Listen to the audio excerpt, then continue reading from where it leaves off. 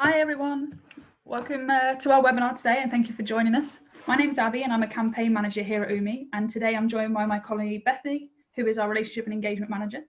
Hi everyone.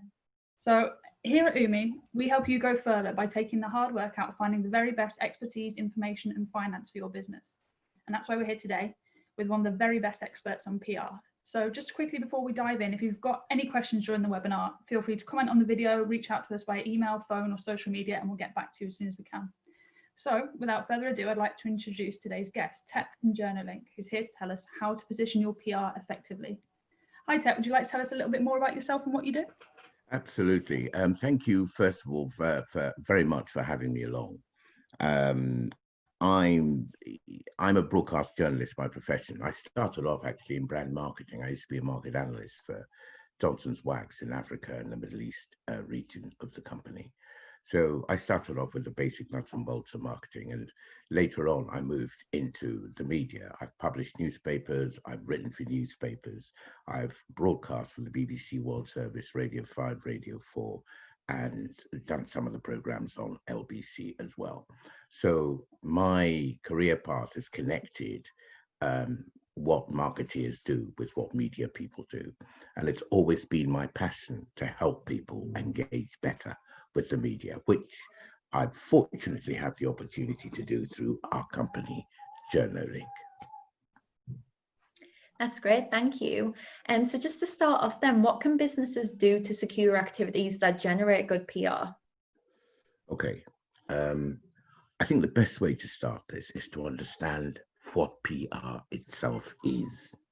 Now, back in business school, they taught us that it was a strategic communication process to create mutually beneficial relationships between companies and their audiences. There are 4 power words in there. 1 is strategic. That means you don't rock up in the morning and say, I'm going to do some PR. Strategic means it's planned. Nothing happens by accident. The second power word is relationships. Actually, PR is in the DNA. Sorry, the word relationships is in the very DNA of PR. The next power word is audiences. Okay. Now, by audiences, most people think they only have one brand. They don't. Every company has 4 brands lurking in there. 1 is the brand that relates to the consumer of their service. That would be the people who pay the money and keep them in business. The other brand is that which relates to their community, wherever they're located, whether it's a region, whether it's a county, whether it's a town, whether it's a nation, their relationship with that wider community. The third one is their relationships with, if you're a biggish company, you will have employees. Your relationship with your employees is really, really, really important.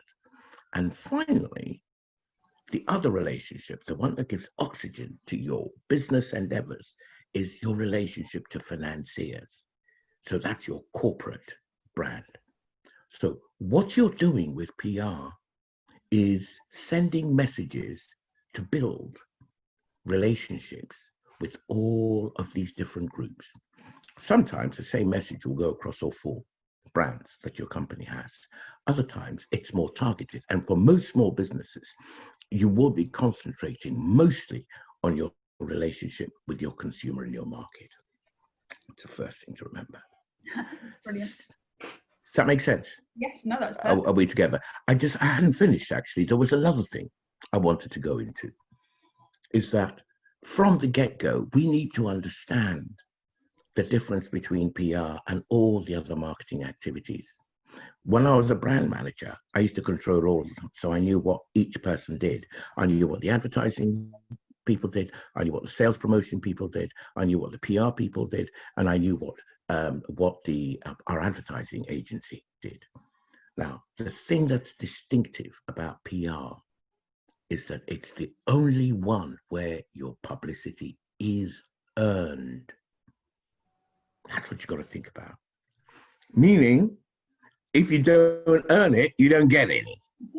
Meaning, not just anything will do.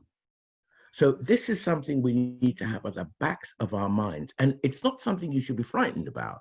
It's actually a real opportunity for you to rock your role and talk about what really it is about your business and your brand that lights people up, that gets them engaged, that gets them excited.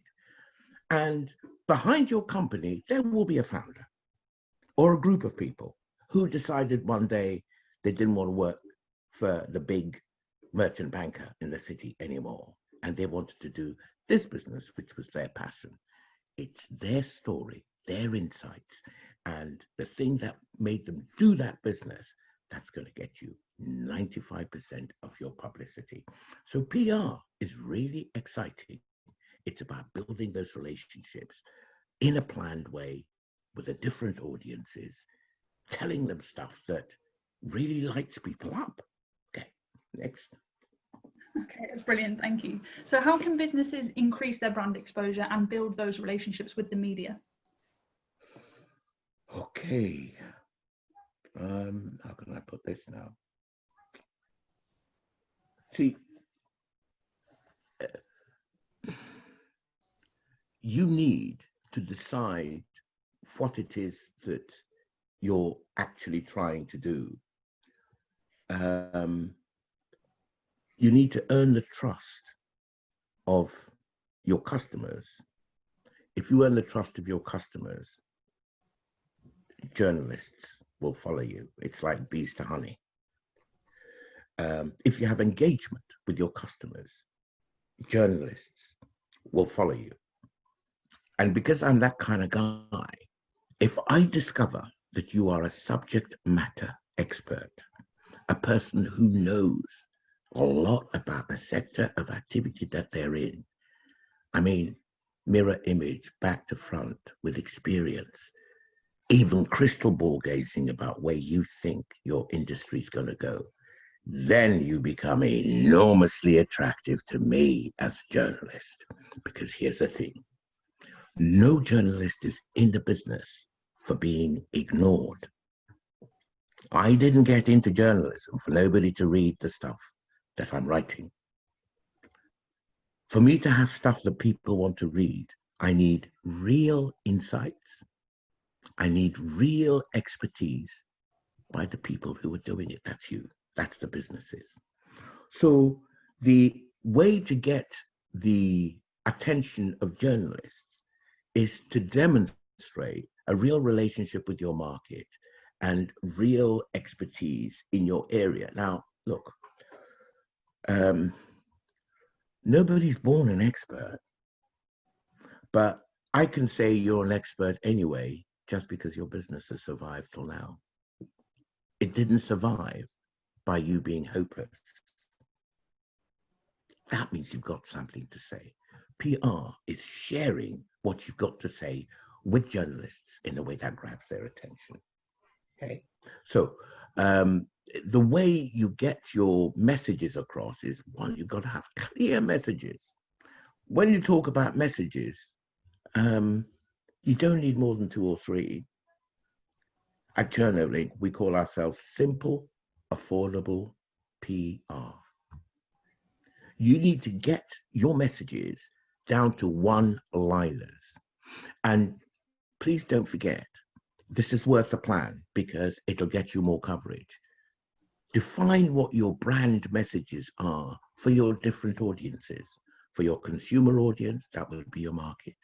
For your employee audience, by the way, if you don't have that many employees, you are bound to have associate companies, people who sponsor you, people who connect with you, and so on.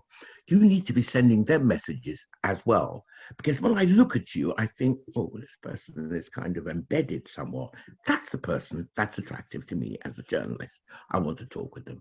And then your message to your financiers, that message is very important. 1, you need money to keep running on. 2, when it comes time for the exit from your business, you may need more money then, or you may need the attention of financiers who are looking for where to put their money. So, and then finally, of course, your community activity. Your community activity is your day-to-day relationship to the local people. Your community activity is actually the quickest way of getting yourself into the local press and local media and the local radio, because the local media is constantly looking for local heroes. That's what it's all about. Every county thinks it's the best county in the United Kingdom. Why? Because we got a business like this, we got a football team like this, because we got creators like this, because we got makers like this, and you're the people in the choir. So all of these relationships, you need to send out simple key messages to them, and that is how you get connected and picked up by the media. And would you say with those messages that you would tailor them to the individual audience? So obviously your consumer is going to need a slightly different message probably than your financial people. Most definitely. Good question. Really good question. Thank you so much for that. It's very important. Some messages will go across the board, but there are specific messages which will need to upweight what you're doing in a particular area. There's something called a psychographic. A market is people with money. People are as diverse as my shirt, my tie. Okay, so you need to understand what it is that drives their action. We do this by creating something called consumer or customer personae. And the personae that your company attracts will vary depending on where they live, depending on their age, depending on their gender, depending on sometimes their ethnicity, depending on their religion sometimes. You've got to be very careful about these things and put out messages that have the appeal without excluding anybody else. Do you see? So yeah, the messages will vary from segment to segment. And of course, what the financier is looking for is the fact that you are making huge strides in terms of turnover. Your balance sheet is good. You're making kind of technical and innovative changes, which are changing up the industry. The financier will look at this and think, if he had more money, I'd do 3 times as well as what he's doing now. That's a basis for a pitch. Okay, so tailor your message according to the sector you're going to, according to the part of your brand that you're marketing at that time. Yeah. And so in terms of connecting with journalists then and pushing your message out, what mediums can people use to do that? Okay, so the best way, like if you wanted to find out more about me, now I'm spending more time on PR. I do less time on journalism, but if you follow the journalists you're interested in and share their work, you instantly come to their attention. Yeah. If you ask to reblog their work, you instantly come to them, but they're not going to not notice you. It's all over Twitter, it's all on Facebook and so on and so forth. Do you see? Then the next thing is you can send them press releases. And on JournoLink, what we do is that we have a template for producing press releases, which is optimized for the ease and convenience of journalists. And if you follow our template, you give yourself the best chance of engaging with a journalist. And on our platform, it'll send it to hundreds of journalists, but each one will seem to have come to them exclusively from you. That's the most important thing. So press releases are one way. Sometimes you can send journalists a pitch proposing a news idea, okay? And that again is another very interesting way of doing things. You have to remember that there are several types of news. There is feature news, there is product news, and there is, say, current affairs, news. Current affairs is when it's called newsjacking, where you piggyback on what everybody is talking about and add a spin to that thing. That is very immediate, because news is only news till they won't wrap it up in fish and chips anymore. It's not environmentally friendly. But, news has got a short lifespan. However, it's got intense interest because everybody's talking about it at the same time. Yeah. So, for example, there was a lot of news going on because the emerging trend was the pandemic. Everybody wanted to know how your business would adjust, whether you'd found any fantastic insights, whether you'd found any new solutions, what you're going to do when, as we are slowly being unlocked down, what you're going to do going forward, that sort of thing. That is news. The next one is the feature. A feature is a much more wordy kind of story where you share a particular insight, forecast a trend, relate to an anniversary that's coming up, relate to a special date that's coming up. Special dates could be the day of the budget. Whatever they do to taxation for small businesses, you're in the crosshairs. You are the most, I don't care what the Chancellor, let me tell you, I don't care what the politicians tell me. I only care about what's happening to you as a business. So there is intense interest in your spin, your interpretation of the news. And you can speak as frankly as you like, because nobody's going to have to vote you into power next year. Now, then there are things like the special anniversaries, Eid, Christmas, Easter, Mother's Day, Father's Day, all the kind of anniversaries that come up. By the way, who knew that yesterday was the International Day of Women Engineers? Did you know that? We have a client called Every Woman, and they stay well on top of all of these things. So I mean, that it gives me access to that sort of stuff. But all of these anniversaries are coming up, and in response to that, at JournoLink, we have something called a business calendar.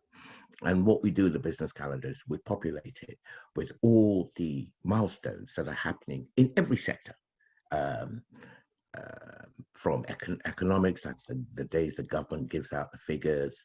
They give out figures in all kinds of industry sectors and so on. These are all news hooks. So if you pitch a story to a journalist attached to that kind of news hook, they're much more likely to work with you on it.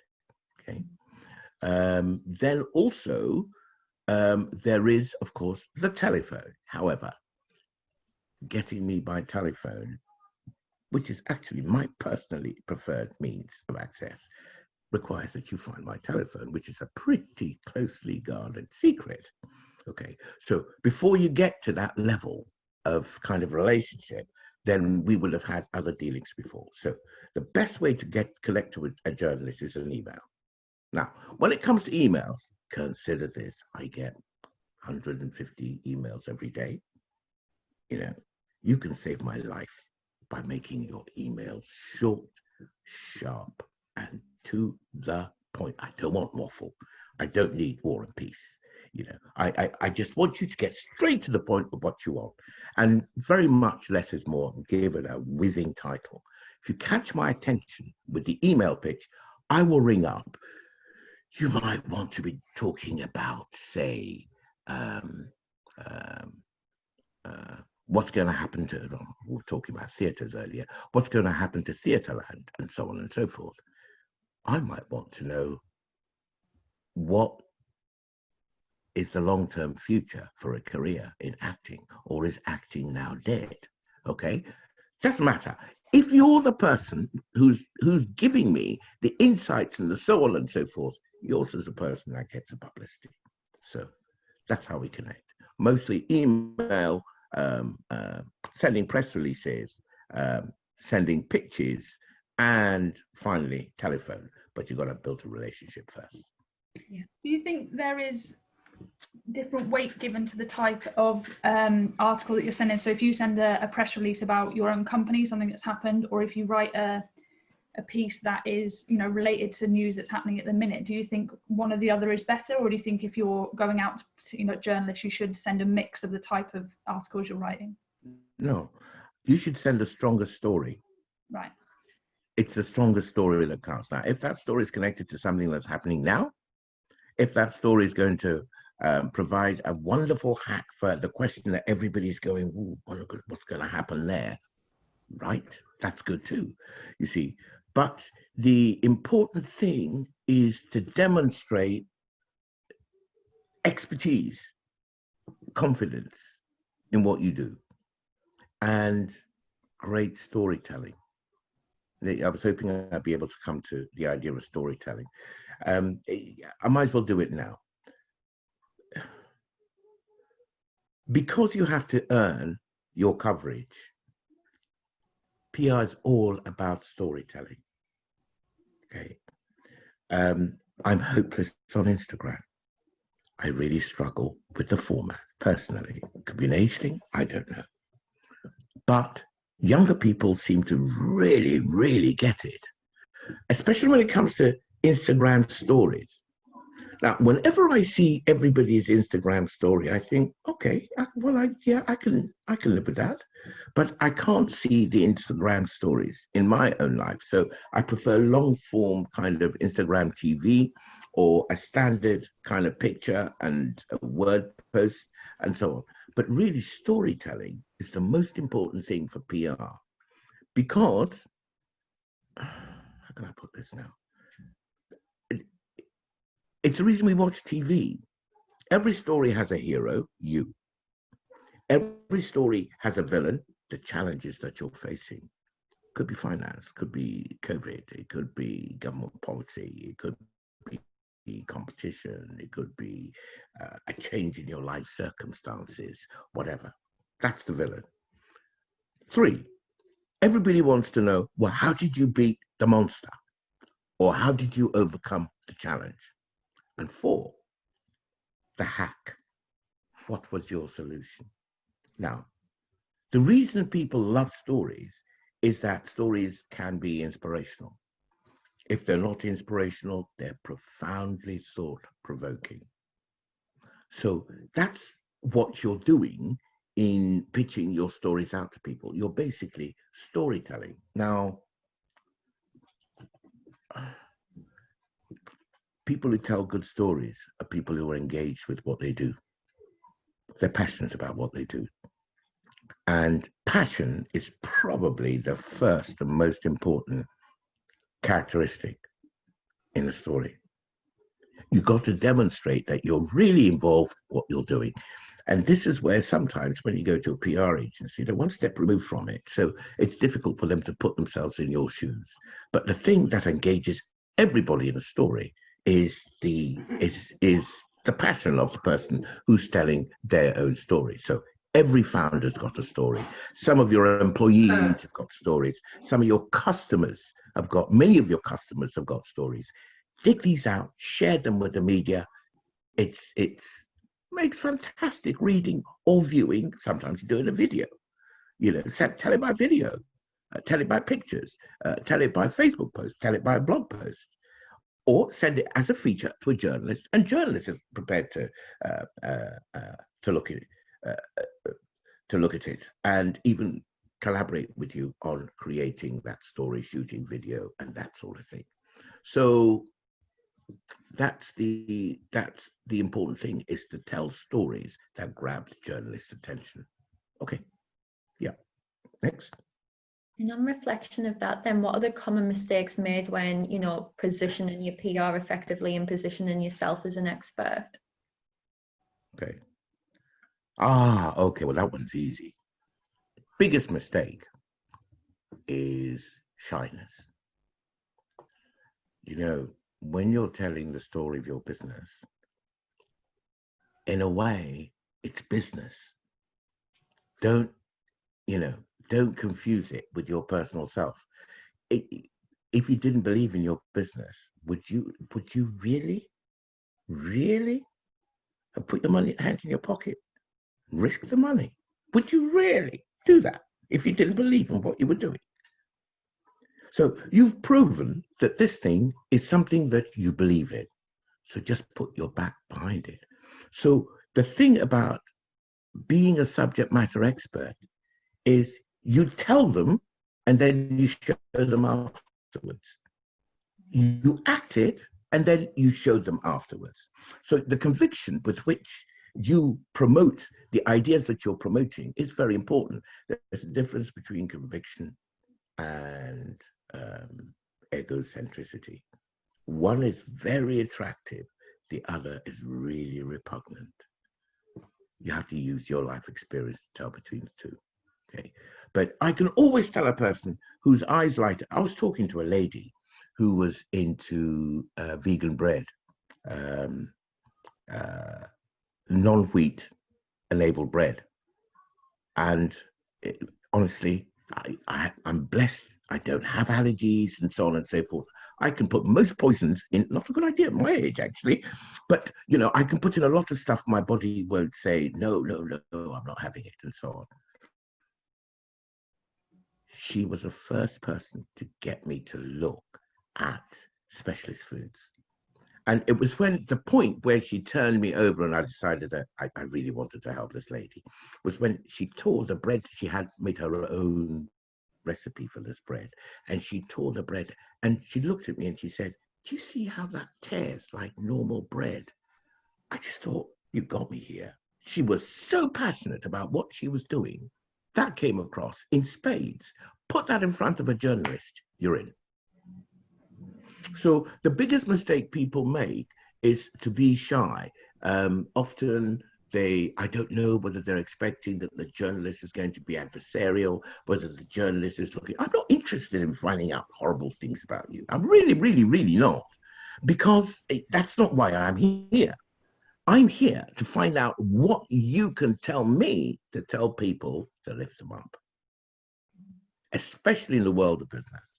That is unless, of course, you are a government front bencher, an opposition front bencher, that is a politician, or a person whose statements can wipe millions of pounds off stock markets. Most of us aren't in that position yet. Maybe next year, year after, but not yet. So please feel confident to approach journalists with these. By the way, may I tell them about my PR tips? Am I allowed to, Bethany? Okay. Yeah, but I do lots of these PR tips with snippets like this on our Facebook at JournoLink. By all means, scoot along there and have a look at them as well, because they address all these petty little things as well.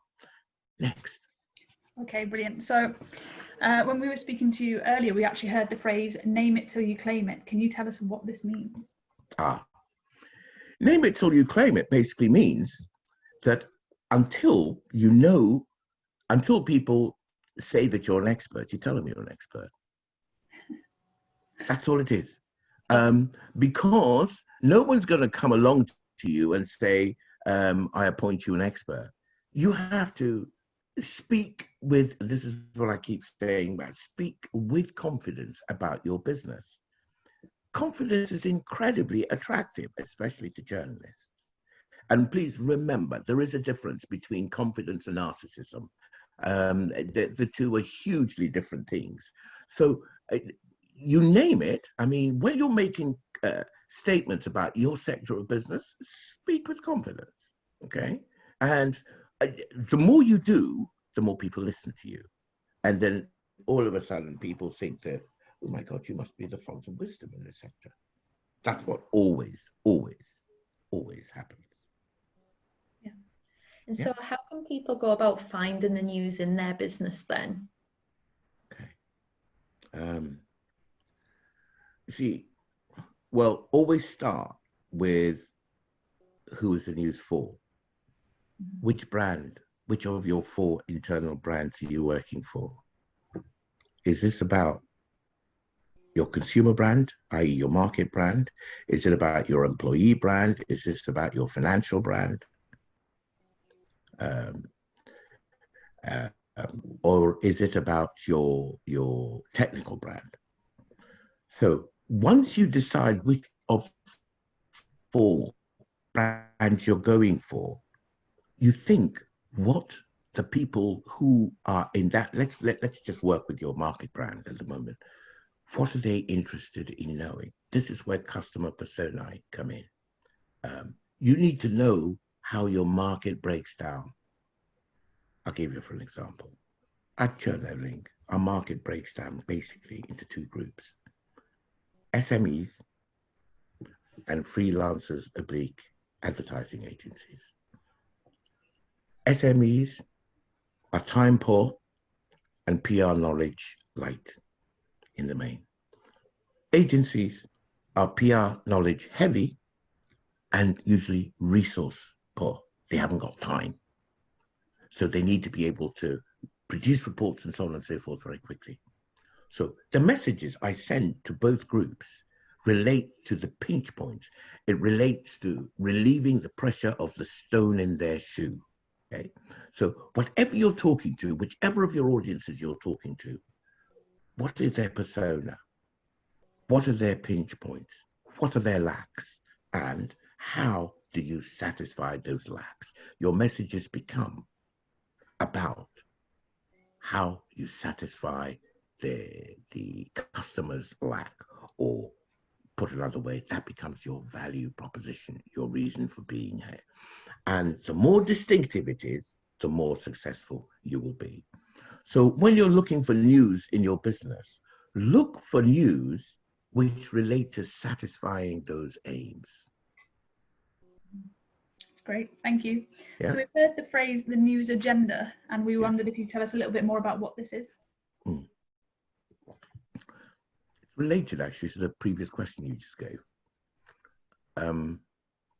When people say that there's no news in their business, it's so false, because there is this thing called the news agenda. Now, the news agenda isn't something you're making. It's made by the wider community within your sector, within your industry. So, for example, you and I didn't create COVID-19, but it's still out there, and we are responding to it. So the news agenda is anything that people are talking about generally. So all you have to do is to produce news that's connected to the news agenda, and it's got such a powerful force, it'll just drive you along. Okay. Even features can be produced for the news agenda. For example, we have a client in fintech right now, and everybody's is wondering that the future of money is changing. Money used to be something that we like to keep in wallets, but now is it?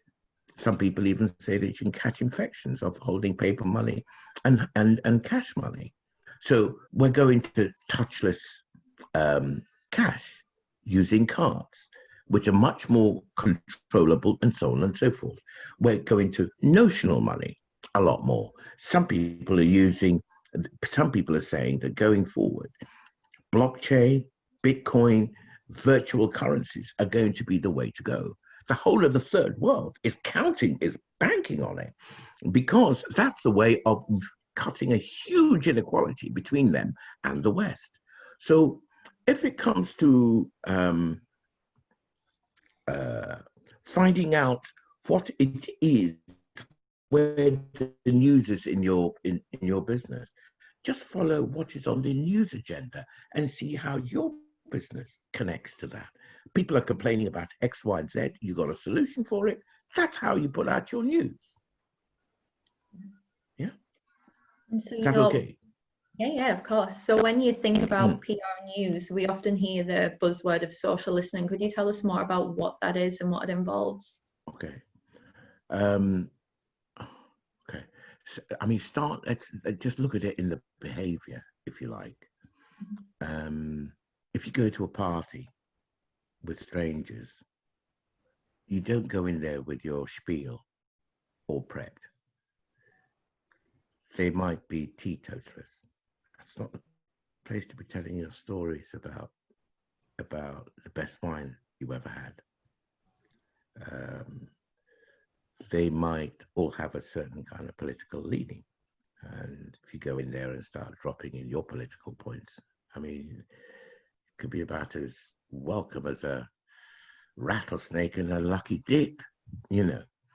So you have to be careful to know what to say. The first thing you do is listen. Actually, listening is probably 70% of a good relationship or a good conversation. It is by listening to your children, to your partner, to your friends, to your market, that you get to know who they are.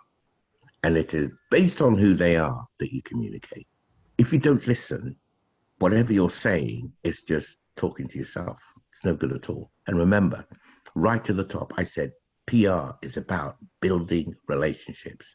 So social listening is the process by which you listen to what is being discussed in your sector. Great way of doing this, Google Trends. Trends.google.com. Just go on there, put in the subject you're looking at, and it'll tell you what everybody's talking about. There's another site called Ask the People. You put your search term in there, it'll tell you, say you go PR, and it'll tell you a whole number of things about what they're saying.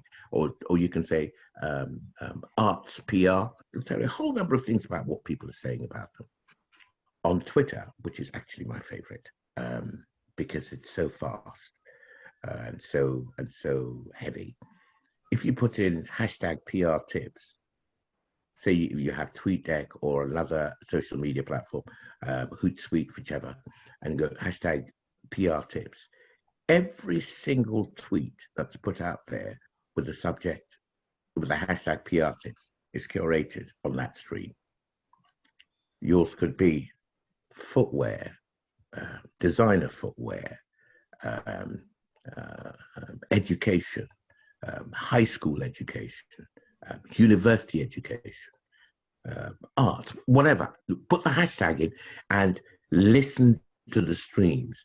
And that way, actually, if you just look at it every morning, even for 10 minutes, you'll find out what people are talking about.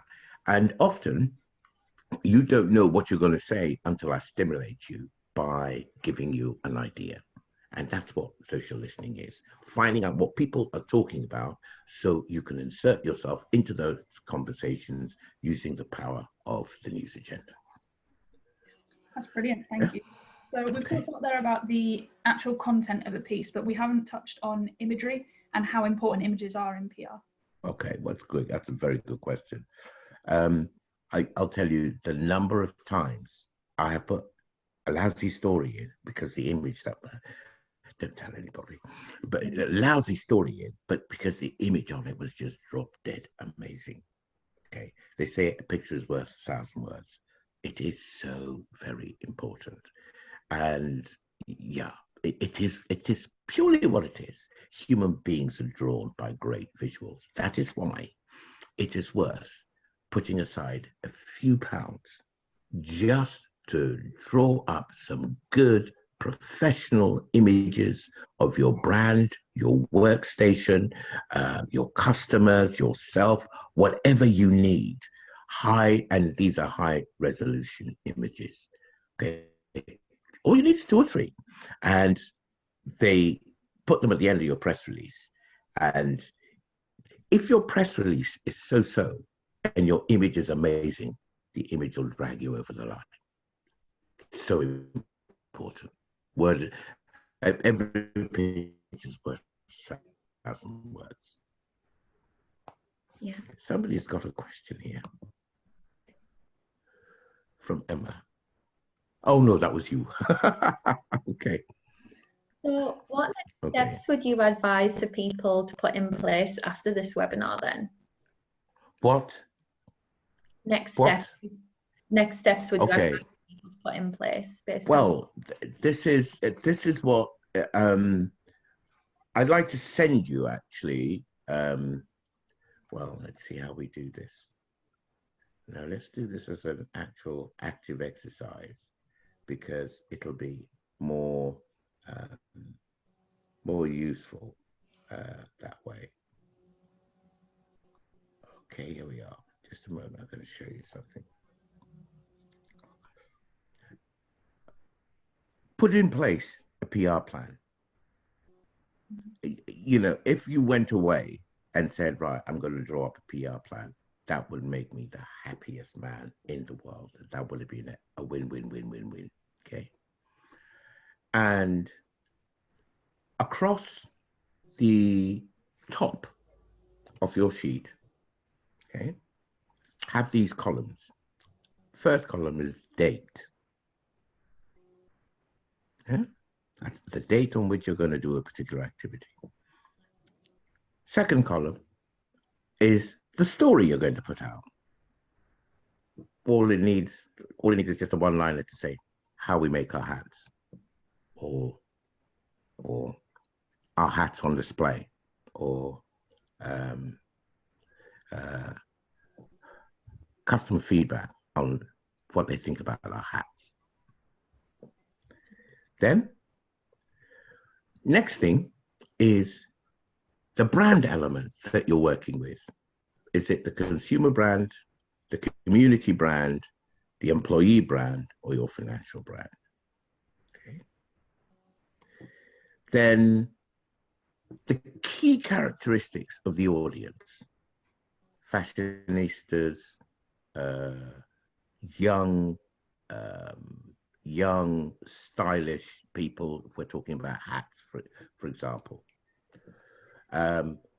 And the reason for that is that when you know the audience you're going to, the key points about what your story needs to be, all of the stuff lines up.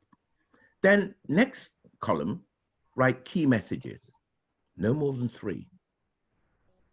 The fewer the better, actually, because the fewer things you say, the more impact each one has. Let's think about that. The next column would be what we call the channel. Okay. Now, the channel references what your segment audience trusts, what they believe in. Do you know, for example, Instagram's a very young, it's a very young platform.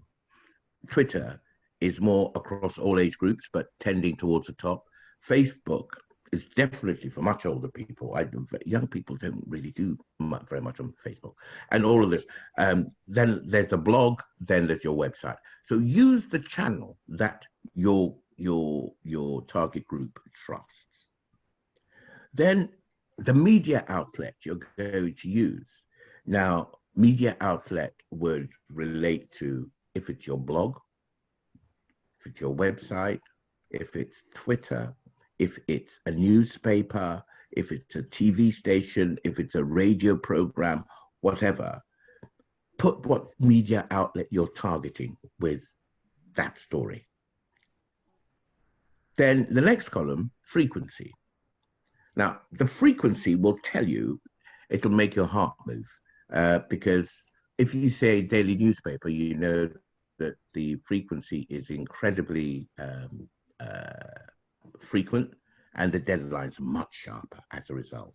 But if you're going with a fashion magazine, for example, deadline's 3 months away. You have to be working 3 months in advance. Then the story type, by story type, I mean, is it going to be a feature item? Is it going to be a news item? Or is it going to be a product placement item? By the way, the product placement item is what a lot of people can do, but they can be really, really, really good, because a product placement item is where you get the opportunity to really talk about what the product is. So the best ones are the Jack Daniels ads across the platform in the tube, where they pick some tiny aspect of how they make this bourbon whiskey and they blow it up. And the stories are so compelling, you know? That's how I started drinking Jack Daniels. I'm not actually a drinker, but if I had to do one of those, Jack Daniels would be top of my list. And it's all because of those slice of life features that they do about, you know, something to do with the cask and how it's burnished in a hot fire and so on. And they spin this long yarn about it, and I feel like you become an expert. But they can be very, very, very compelling. So you decide what kind of story it is, and finally, if you have one, a media contact within that medium that you can pitch the story to. So basically, if you're running that, if you're doing this, you're PR planning. Now, I don't know, perhaps I can liaise with Bethany and others later, and I'll get you a schedule that I can send you with this thing gridded out. But the reason I didn't want to show it to you on the screen and so on, so you never pay attention if there's things on the screen, you know, your attention is divided and so on. So I think that's pretty much it. Yeah, that's great. Thanks, Tet, for joining us today. It's been really valuable. Is there anything else you'd like to add before we go? That, you know, when it comes to PR, because PR is about relationships and relationships are about real people, you know, it put some self-belief into what you do, because the more self-belief you have, the more I will find you attractive. I'm the gatekeeper, like journalists are the gatekeepers. So the more self-belief you put into what you do, the more attractive you become, and the far more likely you are to get picked up. And remember, it's all about relationships, relationships, relationships. Yeah. Everybody can make a relationship. Anybody can. That's okay. Cool. Thanks for joining us again, and thank you for watching. If you'd like any more information, we have a number of articles and how-to guides to businesses if you go to our website, www.weareumi.co.uk. Thank you for watching, and we'll see you next time.